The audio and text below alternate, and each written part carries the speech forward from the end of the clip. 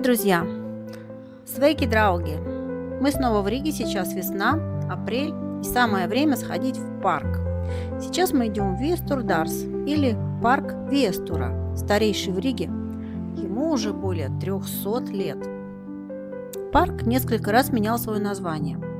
Он был и первым садом Его Величества, и парком Форбурга, и царским или императорским садом, и Петровским парком, и городским парком. Короткое время после отречения Николая I назывался демократическим, а в годы немецкой оккупации и времен Второй мировой войны парком Гинденбурга. Фу, кажется, ничего не забыла. Как менялся этот парк за века и чем он живет сегодня? Сейчас разберемся. Идемте. Мы идем по улице Пуквежа-Бриежа. И сзади, на другой стороне улицы, здание бывшего завода Гольдшмидта, о котором у меня есть ролик, кстати, весьма популярный. Вверху ссылка на видео. А впереди видна статуя быка. Ее установили в 2013 году. И, на мой взгляд, она весьма символична. Ведь в прошлом этот участок улицы назывался Ганнибу-Дамбес, что в переводе «выгодная дамба». Рассматривая старинные карты окрестностей Риги, можно сделать вывод, что в средние века на этой территории находились пастбища и приусадебные сады. Поэтому не случайно район ограничивает одна из старейших улиц Риги, которая издавна вела к городским пастбищам. Для нужд города еще в XIII веке были созданы общественные пастбища для лошадей, крупного рогатого скота и гусей, а для надзора за ними в XV веке даже было учреждено специальное управление, которое подчинялось большой гильдии. В шведские времена этот пригородный район назывался Густавсгольм, остров Густава. Гольм – это речной остров. Ничего не напоминает? У шведской столицы Стокгольм такое же окончание. Вот бык. Парк находится вон там. После завоевания Риги Петр I в дополнение к каменному дворцу в старой части города задумал построить и загородную резиденцию с обширным садом. Усадьбу заложили в 1721 году рядом с рекой и портом, и она получила имя Петергольм. Больше никаких Густавов. В те времена этот район находился во власти разрушительных весенних паводков, но Петра это не испугало. Он уже построил новую столицу Санкт-Петербург в подобных условиях. Мы сейчас находимся на последней аллее парка, параллельно улице Экспорта. Так вот, там, где сейчас проходит улица Экспорта, и ближе к воде стоял простой деревянный дворец, который построили для Петра. Он был обращен фасадом к воде, Даугаве. Вот там Даугава у нас за этими всеми строениями. И русло реки тогда было побольше, потому что позже в Риге были сделаны дамбы в конце 19 века и в начале 20-го. И река больше была шире.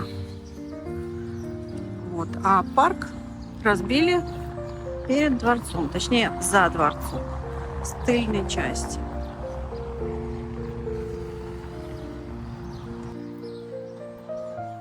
По одной из версий, сад был спроектирован по типовой схеме, разработанной французским архитектором Лебулоном, автором проекта летнего сада в Петербурге и первых вариантов великолепных дворцово-парковых ансамблей в Стрельне и Петергофе. Сад разбили в модном в то время стиле барокко. Он имел регулярную планировку. Сразу за дворцом располагался цветочный партер, затем пруд строго прямоугольной формы и, наконец, липовые аллеи и баскеты, прорезанные диагональными дорожками. Землевладельцам Витцема было приказано привезти в Ригу 1500 лип и 300 орешников. Из Амстердама прибыли экзотические деревья, кустарники и цветы. Например, были посажены апельсиновые деревья, инжир, а также тисы, каштаны. Да-да, именно Петр завез каштаны в Латвию. Всего было высажено 3590 саженцев. Масштаб густоты посадок того времени просто поражает. Хотя размер парка с тех времен и уменьшился вдвое, в данный момент в парке насчитывается не более 600 деревьев и кустарников.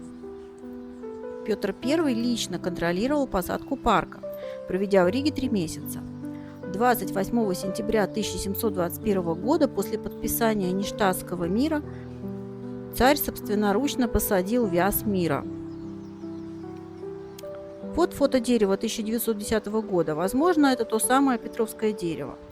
Как я выяснила, вяза доживает до 400 лет.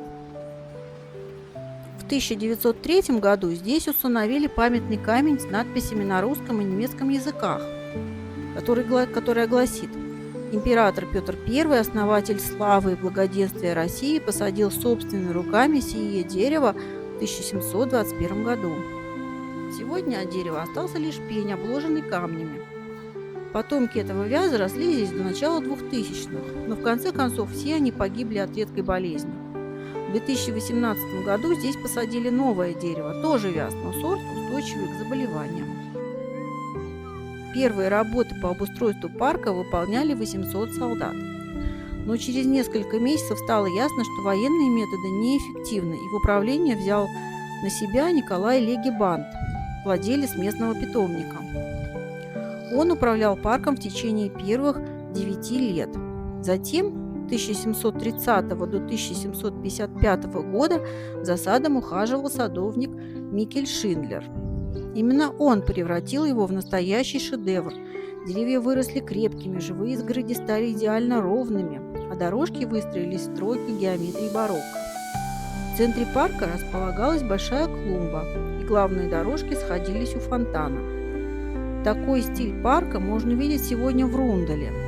Что и неудивительно, Рундела создавалась именно в те годы. И говорят, что тогда царский сад стал образцом для дачных садов богатых рижан на Гане-Будамлис. В современном парке все еще можно увидеть следы петровской планировки. Лучше всего сохранилась система главных аллей. 4 проходят с севера на юг, 2 с запада на восток. Водоемы изменились. Большая протока частично засыпана, а ее остатки превратились в пруд у восточной границы. Когда-то прямоугольный пруд делил парк на 2 части, а теперь от него осталась лишь часть, и это декоративный бассейн. Цветочные портеры исчезли, став частью общего зеленого массива. В период своего расцвета в XVIII веке парк был любимым местом отдыха горожан. В начале XIX века сад серьезно пострадал дважды. В 1807 году от разрушительного весеннего паводка, а в 1812 году от пожаров при обороне Риги. В 1841 году, чтобы сэкономить деньги императорской казны на содержание парка, царь Николай I подарил императорский сад городу. В то время парк был разделен на 2 части. Доступ на территорию, где мы сейчас находимся, был закрыт, потому что там находилась летняя резиденция генерал-губернатора. А вторая часть, вот с этой стороны, была открыта для посетителей с 6 утра до 11 вечера. В 1840-х годах в парке был садовник, и город оплачивал его услуги. Но в 1851 году субсидия была отменена, и чтобы покрыть расходы на содержание парка, городской совет разрешил устраивать здесь концерты, театральные и цирковые представления, а также фейерверки. В 1861 году в Царском саду прошел Балтийский праздник песни, фестиваль хоров балтийских немцев. Однако это событие значительно затмил и превзошел первый всеобщий латышский праздник песни, который состоялся в 1873 году. Рижское латышское общество, основанное в 1868 году для объединения растущего среднего класса латышей, получило на него особое разрешение от российского правительства. Но финансировали его сами латыши. Для праздника архитектор Янис Бауманис построил открытую сцену для 1000 хористов и зрительный зал на 11 тысяч зрителей. Ролик про этого замечательного архитектора есть на моем канале. 26 июня, 8 июля по старому стилю, в доме Рижского латышского общества на улице Меркеля состоялась церемония открытия фестиваля, во время которой впервые прозвучала песня Карлиса Бауманиса. Не путайте его с архитектором Бауманисом. Диевс святи Латвию, Боже благослови Латвию. которое впоследствии стало государственным гимном. Затем участники прошли шествием по городу к императорскому саду. Они исполнили 16 песен, в том числе 10 аранжировок латышских народных песен и 2 оригинальных произведения Карлиса Бауманиса. Кстати, в 2023 году вышел художественный фильм об этом событии «Земе Касдзеет», что в переводе означает «земля, которая поет». А к столетию первого праздника песни в 1973 году на месте проведения праздника открыли мемориал, который вы сейчас и видите. Это внушительных размеров камень с памятной надписью, а вдоль бывшего Лебединого пруда установили мемориальную стену с именами латышских композиторов. И парк получил свое второе официальное название – Dziesmu Svētku паркс, или парк праздника песни. Музыка и авторы.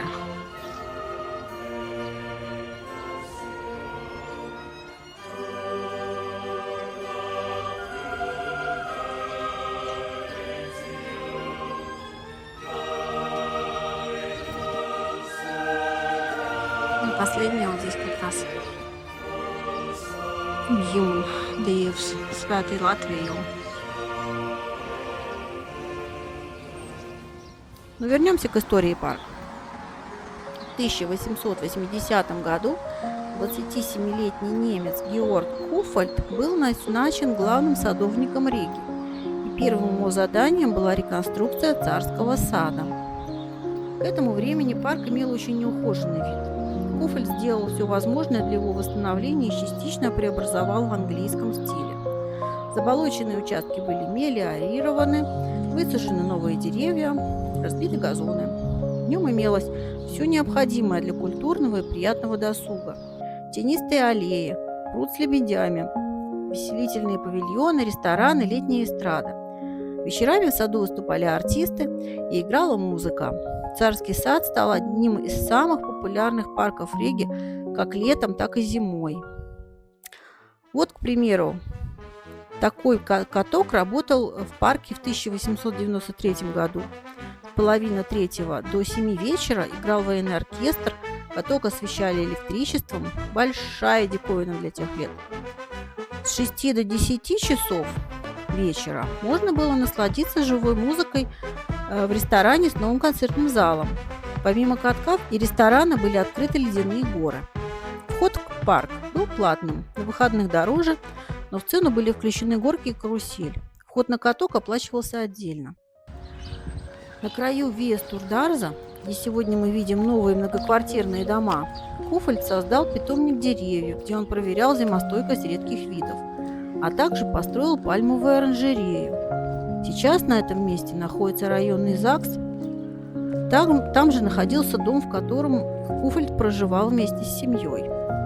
В последующие 34 года он руководил вновь учрежденным городским садовым управлением и создал в Риге и ее окрестностях систему озеленения, которая сохранилась и до сих пор. Что же еще изменилось в парке за те годы? Смотрите. В конце 19-го, начале 20 века на северо-восточной части Кейсарсдарза было построено клубное здание первого в Риге объединения велосипедистов. На фронтоне южной стороны дома было установлено колесо с 8 спицами, намекая тем самым на его принадлежность. После Второй мировой войны дом, пришедший в упадок, был снесен. В 1886 году на специально построенной трассе, там, где сейчас находятся теннисные корты, состоялся первый всероссийский чемпионат по велоспорту. В 1986 году напротив средней школы номер 66 был открыт камень в честь столетия этого события. Вот еще интересный факт. В этой части парка 21 июня 1896 года состоялся первый киносеанс под открытым небом. Вот смотрите, объявление в газете. В 90-х годах 19 века в этой части находился ресторан у холодной трубки, где-то вот недалеко от камня. Он просуществовал, не знаю, наверное, до Первой мировой войны, а в 1923 году здесь уже открыли детский клуб. Там была библиотека, и музей игрушек. В 30-х годах здесь был поставлен молочный павильон. Продавали молоко латвийские фермеры. Ну вот не знаю, вот здесь, в принципе, есть место для здания. Может быть, он прямо тут и стоял. А может быть, вот там дальше. Или здесь, ближе к дороге. Здание было снесено в 50-х годах. Что из строений сохранилось до наших дней? Сохранился этот симпатичный маленький парковый домик на улице Ханзас. Этот дом был спроектирован и построен в 1900 году. Около 1910 года в нем находился газетный киоск, а незадолго до Первой мировой войны он стал залом ожидания для близлежащей конечной трамвайной остановки, а в 50-х годах для соседней остановки троллейбуса. С 1991 года здесь размещалось кафе и бар с шампанским.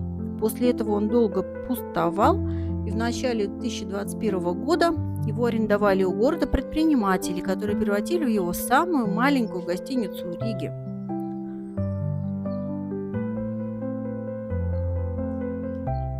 Сейчас мы находимся у главного входа в парк. В 1910 году Николай II посетил Ригу в связи с празднованием 200-летия присоединения Лифляндии. И посещение царского сада тоже было в официальной программе. Вот фото украшенного входа в парк. Но арки на нем не видно, и позже я все объясню. Вот царь идет по главной аллее, и его приветствуют горожане. В парке для Николая II был устроен хоровой концерт русского, латышского и немецкого хоров.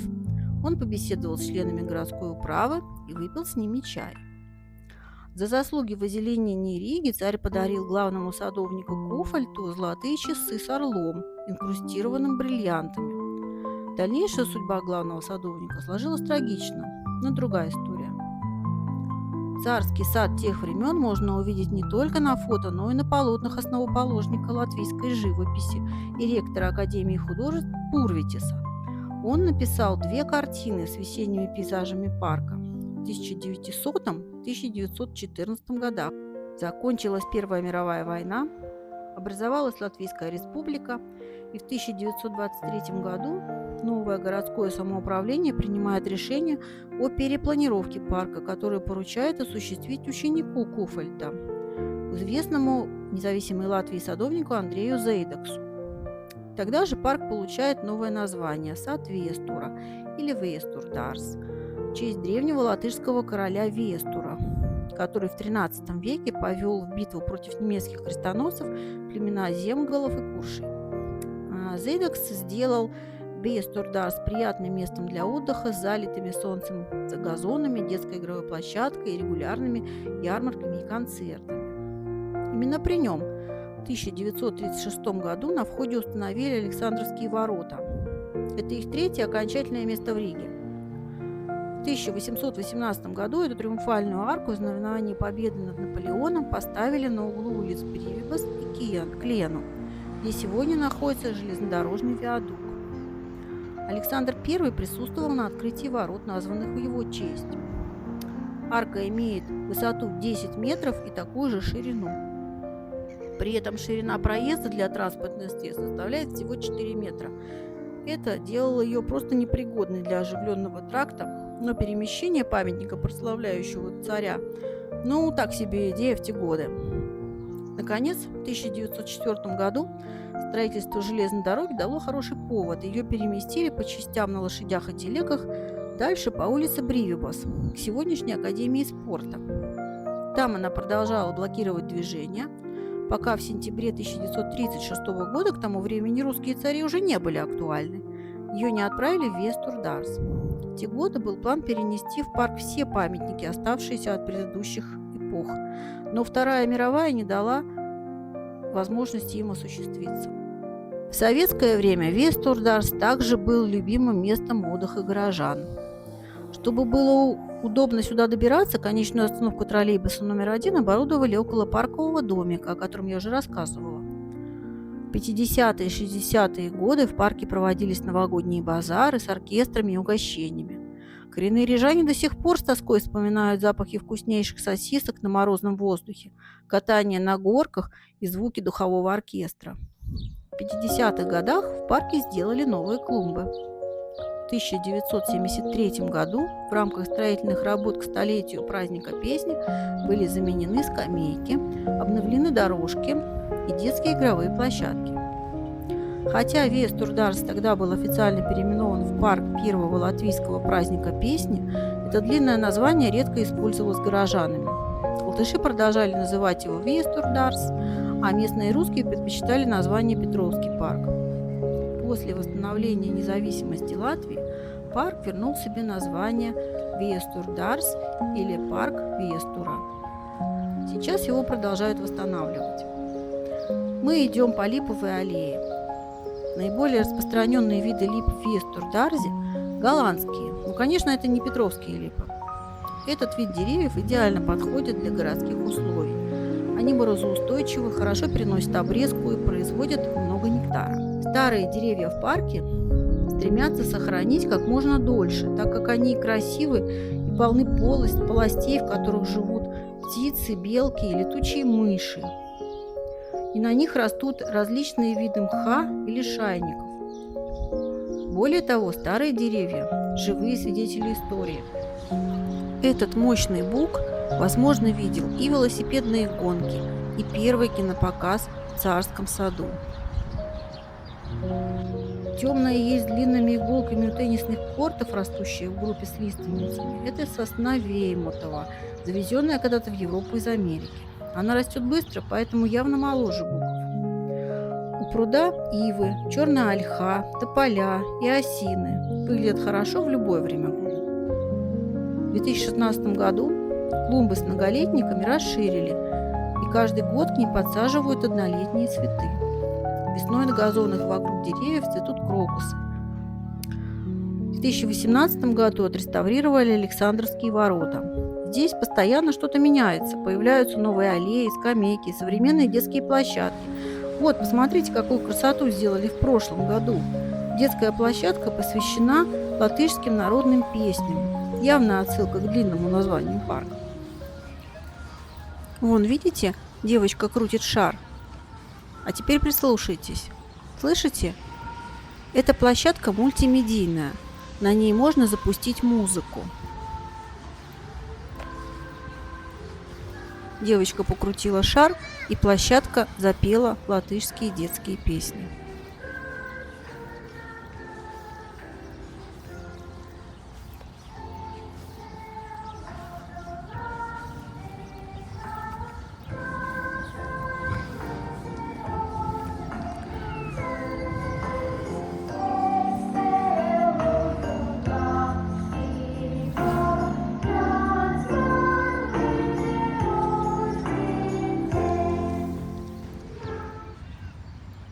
А вот скульптура леопардов, сохранившаяся с советских времен.